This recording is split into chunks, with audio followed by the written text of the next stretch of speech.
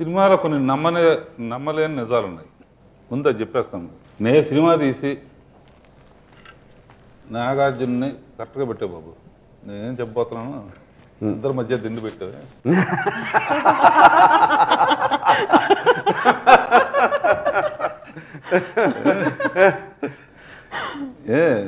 నేను సినిమా తీస్తూ నాగార్జున్ని అనుష్కని పెట్టి ఇస్తామంటే ఈ సినిమాలో వాళ్ళిద్దరు పేరు కాదు, వాళ్ళిద్దరు డ్యూయట్లు పాడరు.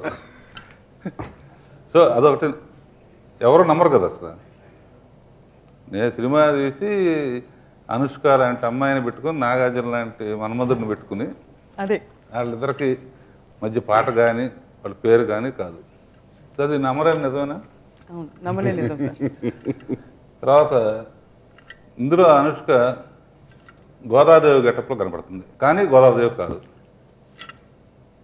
దుర్గాదేవి గెటప్లో కనపడుతుంది, కానీ దుర్గాదేవి కాదు. నాగార్జున బ్రహ్మచారి, నాగార్జున క్యారెక్టర్ ఆచరణ బాబు అని, కానీ ఒక డ్యూట్ ఉంటుంది. అతను పాడు, అతను కాదు, అతనికి సంబంధించి కాదు.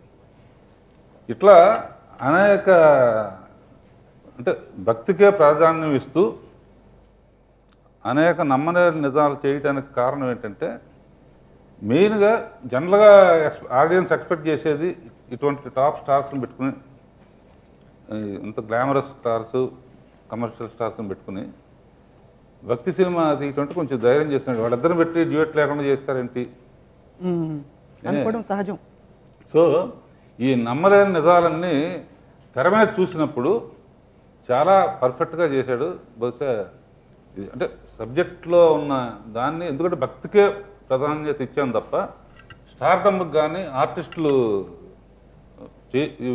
కొన్ని సినిమాల్లో ఏంటంటే కొన్ని జనరల్గా ఏంటంటే వీళ్ళు ఉంటే ఒకటి ఉండాలి కంపల్సరీగా అని అనుకుంటారు.